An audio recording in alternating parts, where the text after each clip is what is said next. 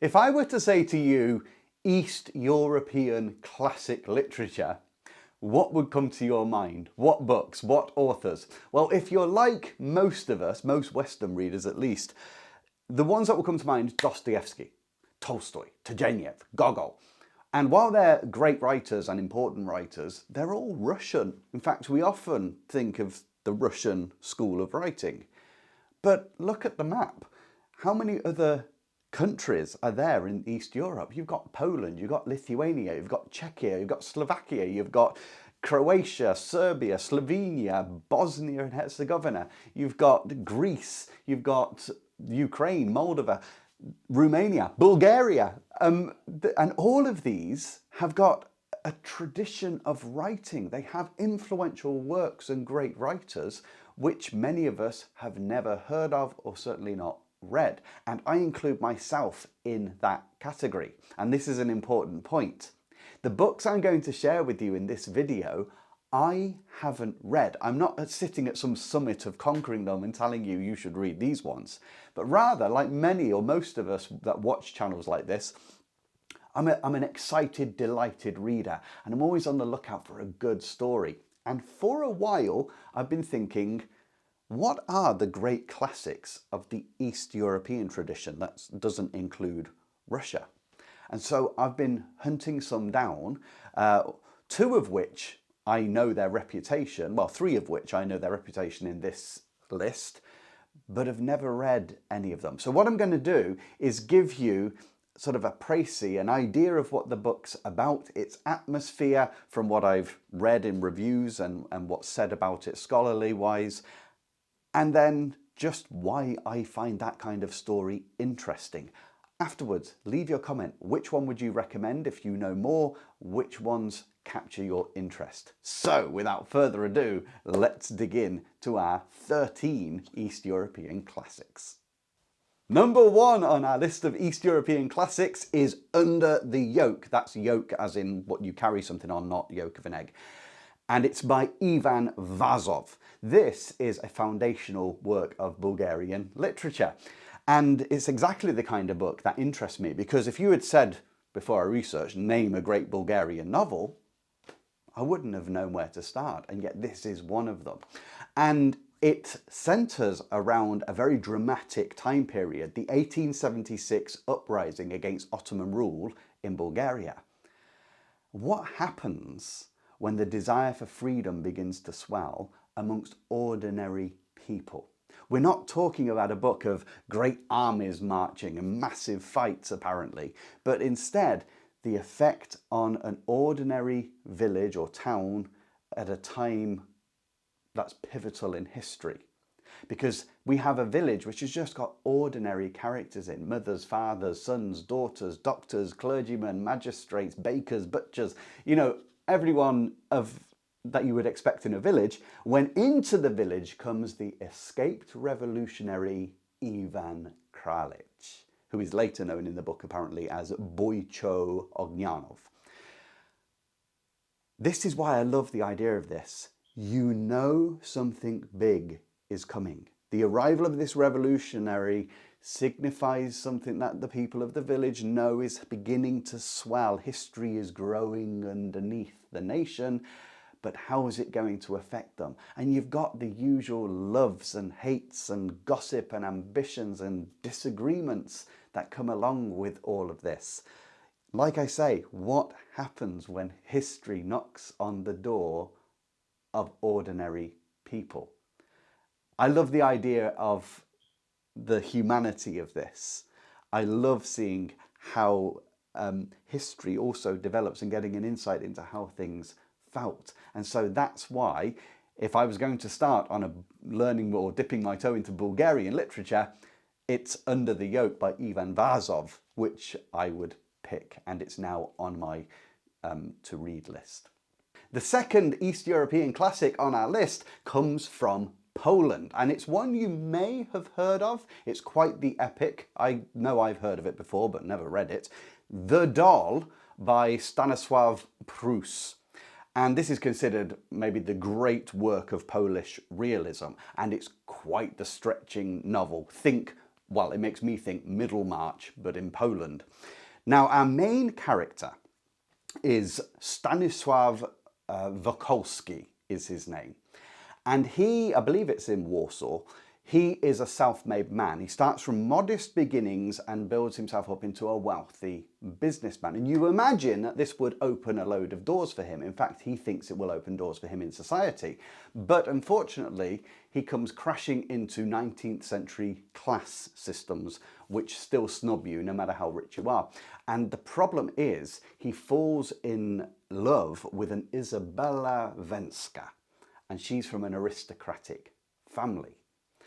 And you get this butting up of desire and social issues, something I absolutely love. Now, what I particularly care about in this is how through one person's life, because apparently he is a hard-nosed businessman, but also a romantic, he's new money, but got a real affection and romanticism for the old order of things. And through this one man begins to open up a whole city. And don't you just love books that do that? This is a city that's got, you know, old aristocracy in it. It's got new money. It's got merchants. It's got scientists. It's got intellectuals. It's got social climbers. It's got romantics, and it's got the hard capitalists. And it's that kind of book where you know you've come away and you haven't just heard a story, you feel you've inhabited a place.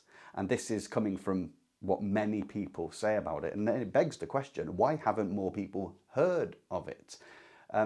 It seems a tragedy that there's this great literary tradition, which for some reason, many in the West just haven't heard of. So that was number 2, The Doll by Bolesław Prus. The third classic on our list, I'm pretty sure you will have heard of. I've known of it for ages and still never got round to reading it. The historical epic Quo Vadis by Henryk Sienkiewicz. And it's Polish. Now, this book, we're leaving Warsaw and we're going way back to ancient Rome, to the time of Nero. And the book starts by focusing on a young Roman nobleman and soldier, Marcus Vinicius. But he becomes interested in a woman called Ligia. But there's a problem.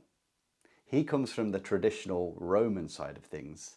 Ligia has adopted Christianity, and he becomes fascinated because of its unknown ways and its contrast so much to the Roman ideals. And this allows Sienkiewicz to actually put two grand moral systems side by side with each other. One great and dominating, the other new and very vulnerable. So on the one side, you've got Rome, you've got spectacle, you've got wealth, you've got stature, you've got the entertainment of the crowd, you've got power and might. But on the other side, you've got this new Christianity, this small community of people who focus more on mercy and dignity and self-sacrifice. And so, I mean, this is an epic. So I'm expecting palaces and theatres, you know, and spectacle games and, you know, maybe violence, hopefully not too gratuitous. But what's going to happen? How, you know, what is power is almost the biggest question in this. Is it the ability to command and to punish and to possess, or can the powerless actually demonstrate a greater power? Is there something deeper in all of us that is more powerful than an empire? Now, this book won Sienkiewicz, along with his other works, the Nobel Prize, and has affected a lot of people. And my question to you is, have you read it yet, if you've heard of it? I know I haven't, and it's about time I get on. I love historical novels, so I don't know why I've not read this. Our next classic comes from Hungary and is by the writer Ference Molnar, and it is The Paul Street Boys. I have to say, this one really tickles my fancy. The Paul Street Boys find an abandoned lot, and suddenly it becomes their country. To the adults, it just looks like a barren patch of deserted land, but to them, It's a realm that has borders and laws and honour. But it also has another group of boys, not the Paul Street boys, the red shirts, who also want it. And so a rivalry begins, war sets forth, as it were, and each group of children turns into ranks and leaders and strategies and loyalty and betrayal and patriotism. Again, this is so true of children. Give them a den or a corner hidden away somewhere, or an isolated tree, and very quickly what we see as adults as nothing important becomes to them a place for government. Now there's two particular characters in this book that play a big role apparently, and one is Boke, which is the leader of the Paul Street boys, and Nemeček, who is a very insignificant, lowly boy in the Paul Street boys, who seems to be the only private in an army full of officers.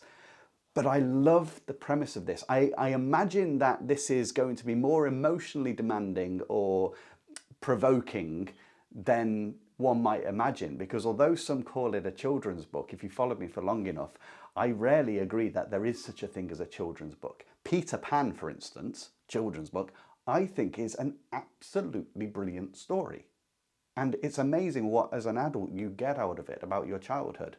And Lost Wonder. Treasure Island, one of my favourite books of all time, and it's supposed to be a children's book. So The Paul Street Boys by Ferenc Molnar of Hungary, written in 1906 no less, really calls me, and I have ordered it, and it is winging its way to me as I record this video. I'm going to say no more about it, but I'm sure I'm going to review that book on this channel. So if you haven't already, hit subscribe, like it, and this is the most important part. Ring the notification bell if you love getting videos like this. Because if you subscribe to a channel, YouTube doesn't necessarily show it to you. You have to ring the bell and set it to all, so that whenever I post a video, it will pop up. Whether you decide to watch it or not is different, but it will at least pop up. Our fifth book is another one you may have heard of. I know it. In fact, I have it. It's this. The Good Soldier Švejk by Jaroslav Hašek. Now, the main character is Josef Švejk. He's actually a dog dealer in Hungarian Empire at the outbreak of World War I, and he gets swallowed by this colossal bureaucratic machinery. But the thing is, Švejk has a peculiar relationship to authority, and it's supposed to be very funny. He is very obedient. He is very enthusiastically obedient. He does everything that's expected of him by the bureaucratic governmental system. And yet, wherever this immensely cooperative fellow goes, the system looks more and more ridiculous. I can't help but to relate it in my mind, at least, to Kafka's The Trial, which is about bureaucracy. But that's the main question of Švejk. Is he a complete idiot by obeying all these strange commands that his government gives him? Or is it more a case that he knows by obeying everything perfectly, he will show the system itself, or the system itself will expose itself to be completely ridiculous? And in this book, you have police, and you have doctors, and you have priests, and you have officers, and many other things. It's this sort of sprawling book, but it gets to the heart of bureaucracy. And a very old-fashioned, sprawling, unconnected, non-thinking government trying to run a very modern war. And here's the really interesting thing about this book. Even despite its size, Hašek died before he finished it, so don't expect this to neatly tie up. However, many commenters have said the fact that he never got to finish it makes the book even better. It actually suits Švejk's character and the message that we get from the book, and maybe you yourself will read it and see much of today's governmental foolishness, as it were, through bureaucracy from this book. It's climbed right up my reading list, although I still think The Paul Street Boys is what I'll start with.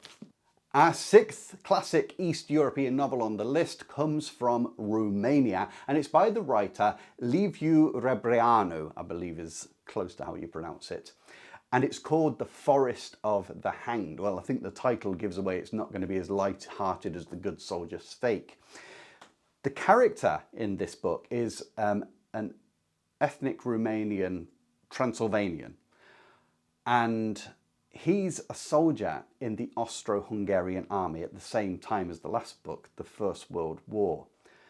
But therein lies a lot of the problem, a lot of the conflict, because the Austro-Hungarian Empire was a multinational, multicultural enterprise. So what happens when your sense of duty, your sense of identity, your sense of conscience begins, and your sense of the people you belong to begin pulling in different directions? Now, I love premises like this. We're not talking really about war and battle. We're talking about conscience, something all of us individually have to face and maybe greater than any other part of our identity. Now, part of this actually is based on a personal account of his own brother, Emil, who was in the Austro-Hungarian military, but I'm not going to tell you anything about his biography because it will affect you. Well, you'll get to know something about the fiction before you carry on. But that's the central idea. You know, what happens when you've got internal arguments dividing your mind about what you think you should do and believe, and what happens when those arguments begin to break down and fail? And ultimately, when you have a division between the state and your own people and your own conscience, which one is going to get command? Which one is most important? And I'm going to say no more about the book. Our seventh novel is a classic from Croatia by the writer Miroslav Krleza, if I'm pronouncing that anywhere near correctly. And this is called The Return of Philip Latinowitz.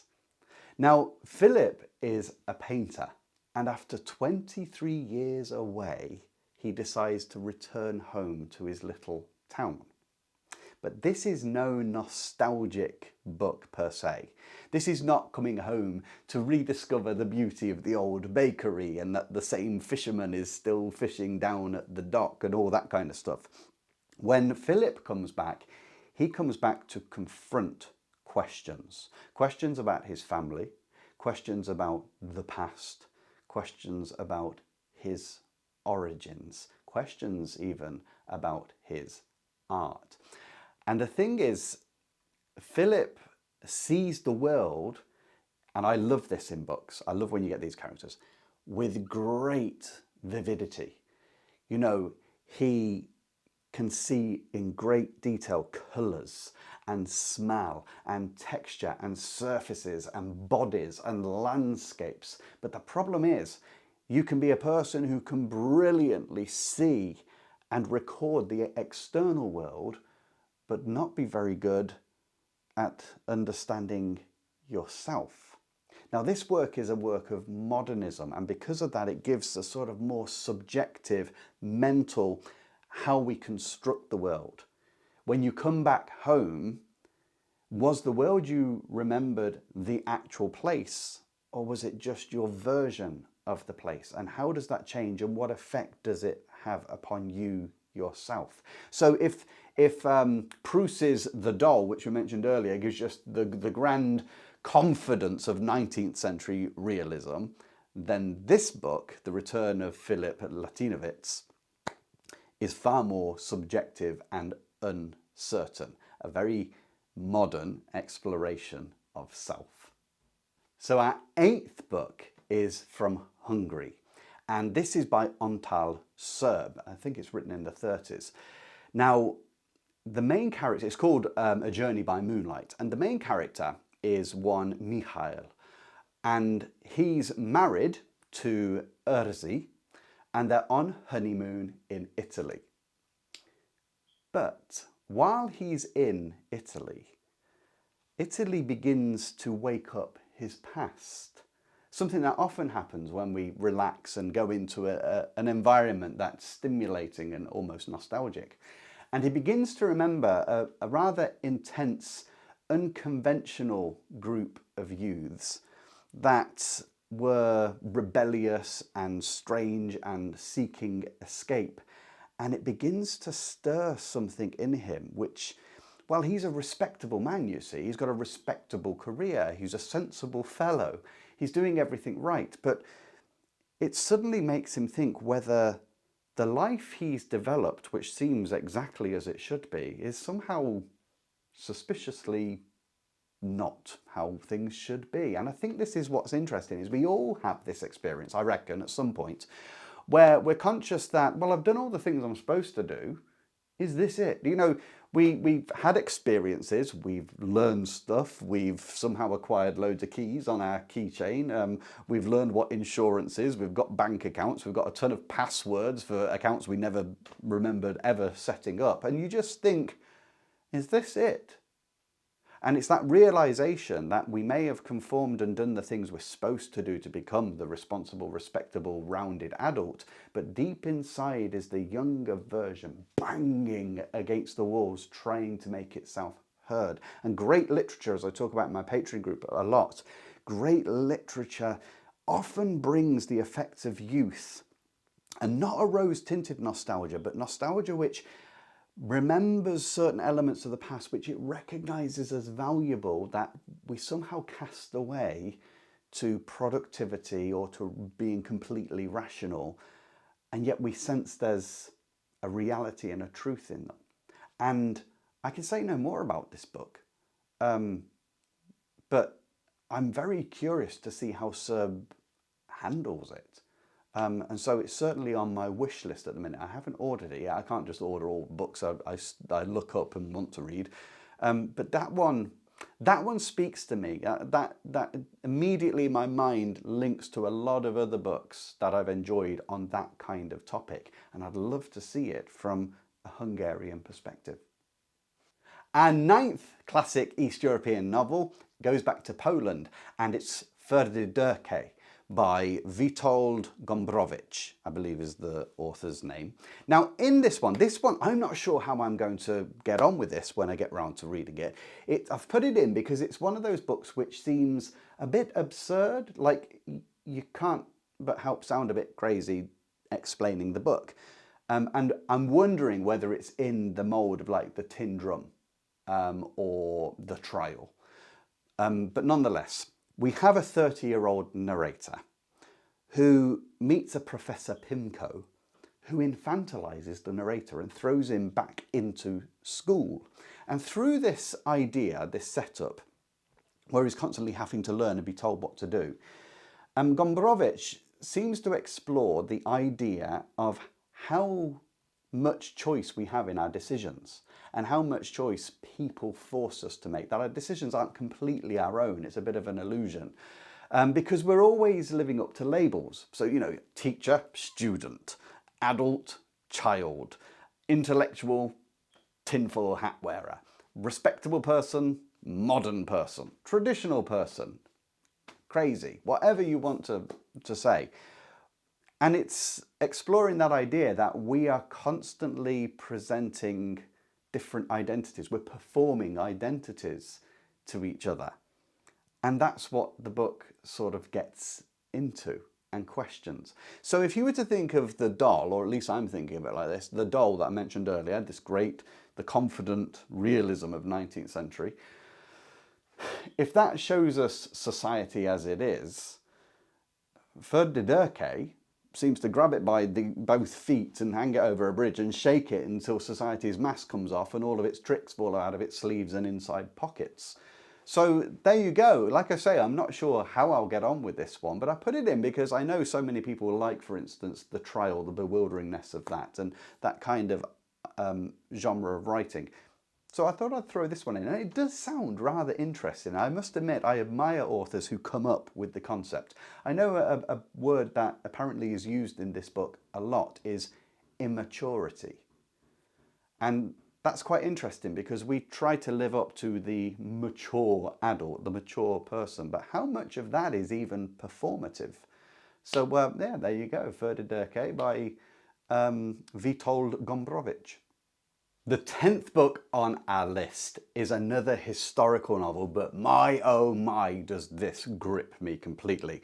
The novel is called Alamut, and it's by the Slovenian writer Vladimir Bartol. Now, this is set in medieval Persia. Yet Bartol hasn't just picked Persia because of its exoticism, the exoticism of place and the exoticism of history. Rather, he's exploring the psychology of power because it takes place in Alamut, a mountain stronghold. And at the center is the historical figure Hassan ibn Sabah, who headed the Ismaili stronghold and the fighters. But he's not so much interested in that as he's interested in power and leadership. And how can a leader not only get people to persuade them to obey him, but to actually see their version of reality as reality? To be completely devoted to the person of a charismatic leader.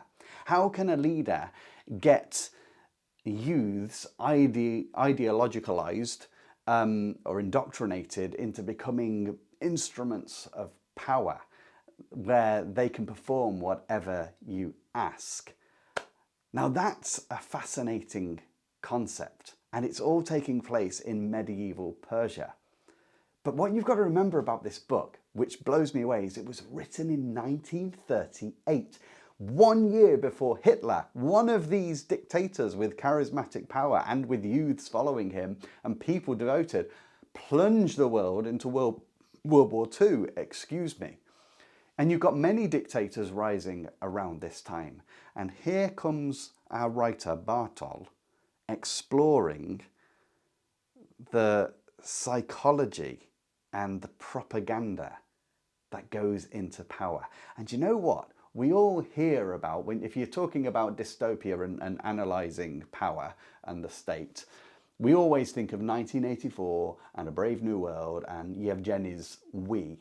I'm not saying this is like them, I don't know, but I'm really curious to find out. And this is very high on my enjoyment list of a kind of topic. So there you go. Have you read this one, by the way? Have you even heard of it? You may have heard of the name Alamut, because if you've got kids or whatever that have played the Assassin's Creed game, it appears there. But I'm more interested in the, not gaming, but the story underneath, the subtext, as it were. If you've read this, tell me what you think down below. Now, our 11th classic book comes from, again, the great Yugoslav tradition of literature. And this is The Bridge on the Drina, and it's by Ivo Andrić. Now, the wonderful, wonderful thing about this book is that if there is a main character, it is the bridge. The bridge on the Drina stands for so long. It sees people come and go. It sees people born and die. It sees empires rise and retreat. It sees technologies pass through. And yet the Drina, the bridge, remains over it all. And that gives you that sense of our temporariness in time. You know, this book apparently spans from the 16th century all the way up to the First World War. And the thing is, when you go through something of that scope, it reminds us that humans naturally see the world from the wrong end of the telescope. You know, our situations, our dilemmas, our issues, they feel enormous to us because they are enormous to us. However, compared to time, compared to a bridge that holds on for generations, everything shrinks down in size. And the community around the bridge over the Drina, you know, we'll see their love affairs, their political arguments, their ambitions, their disasters, their petty vendettas. And not only that, this allows Andrich to stand at a particular crossroads as well, historically, because of the location of the bridge. You're going to see the Ottoman Empire there, the Austro-Hungarian Empire there, there's Muslims there, there's Orthodox Christians there, there's Catholics there, there's Jews there. This revolving milieu of language and identities. But here's the thing, each generation the bridge witnesses thinks their generation is the moment of history, the time. But it's all just condensed down when put against the bridge, who sees it all. And that, to me, I absolutely love that concept. It reminds us that until we can live forever, time is the great tenant-in-chief and we are merely visiting. So there's the book, The Bridge over the Drina by Ivo Andrich. Have you read it? Does it appeal to you? Our 12th classic novel takes us to Albania. Now the author is Ismail Kadare, and this is The General of the Dead Army. What do you think about this for a premise? It's 20 years after the Second World War, and a general is sent into Albania to collect an army that is dead. It's the dead bodies of the Italian soldiers who had occupied Albania during the Second World War. And our general is accompanied by a priest. Now, they set about trying to find out and locate where all these dead bodies of soldiers are. And they've got, you know, military records, and they've got maps, and they've got lists and clues to where graves might be. And so they set about one by one collecting these bones of soldiers who had fought there as an invading army 20 years before. And what's impossible at this point is this administrative task. You can't keep the war in the past. It brings it all to the present for the general. Because normally you need a general, or see a general leading troops into battle. Here, what a way to talk about war. By all those who didn't come home, and actually having to collect them with your own hands. I didn't need any more to convince me about this plot. I love simple ideas that are dramatic and that help you to perceive the emotional and the human consequence of actions. And it doesn't leave, you know, the general can't just tick off soldier, rank, unit, date, because he becomes fully aware that these were once invaders, but also that they were men under the command of his government. I mean, how fantastic is that? And what toll does that have on us? And what does that teach us about, you know, the lives of each individual? It's not just a mass of battalions or units. It's individual people. Imagine coming home to Italy with an army that consists primarily of skeletons. That's really powerful. The General of the Dead Army by Ismail Kadare, written in 1963, I think. Okay, so we're at the final book now, the 13th classic from the East European canon. And this is the Bosnian writer Misha Selimovic. And the book that he writes is Death and the Dervish. Now, in this book, the main character is a respectable dervish whose name is Ahmed Nuruddin. Now, he's a religious man. He's a contemplative man. He's built his life around faith, around spiritual discipline, around moral order. But then his brother is suddenly arrested by the authorities, and huge questions begin to come up because he can't find out why his brother has been arrested.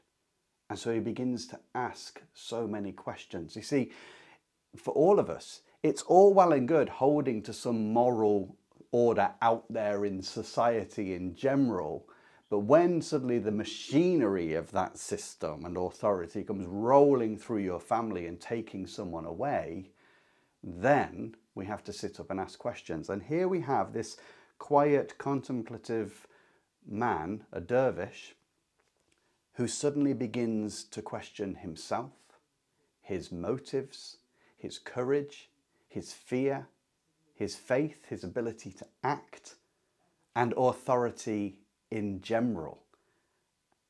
And that's the big question. What do you do when your trust in institutions, authority, faith, etc. suddenly shows that it itself is not particularly moral when it doesn't suit it? And I'm going to leave that there. That premise alone is enough for me. And I love it when you have a quiet character at the center of it. And I think it's really fitting to finish a list which has seen cities and seen great characters and looked at empires and war and time with the bridge over the Drina, to finish inside one man's mind. Because ultimately, literature comes down to us. 13 books that I haven't read yet, and that's what excites me so much. I mean, just what treasures await when we open those things. Look at what we've covered, you know, if I can remember them all. We've got Bulgarian revolutionaries, one coming into a village. We've got a Warsaw businessman stifled by the class system for the person whom he loves. We've got Nero's Rome. We've got school children occupying their little area. We've got a Czech imbecilic soldier, or so it appears. We've got a Romanian soldier torn by his sense of duty and conscience. We've got a Croatian painter who's returning to the landscape of the past. We've got an infantilized Polish writer who's been persuaded that he's just a child. We've got Alamut, this stronghold in exotic medieval Persia, discussing the psychology of power and how can a leader persuade you to believe. You've got an enormous bridge that spans so much time. You've got an army of the dead, and you've got a contemplative dervish wondering what's happened to his brother. And there's the thing. None of these sound alike. And to say that this is just one homogeneous, I mean, how much better than just thinking of the Russian literature when we pass Germany? But to say this is East European also oversimplifies it. These are different languages, different religions, different cultures, different individuals. In fact, that can be said about the whole canon. You can't homogenize the whole canon. Every work is written by an individual who has experienced life like no other individual. And in that respect, religion and race and gender and political persuasion and financial status and means nothing. It's the individual and the way they see the world. And it asks us the question, have you seen it like this too? It can only do us good. It can only be exciting. So there you go. Tell me down below which of these books take your fancy the most, and other books that you may have read that you think could equally have gone on a list like this, and why you particularly like them. Also, notice that down below you can there's access or links to getting the books in the US and in UK at least. And if you press on those and purchase through it, it supports my channel. I get a little contribution from when you purchase through my link. So if you want to support the channel, please press the link to get access to the books. Until the next time, I wish you joy in whatever you read.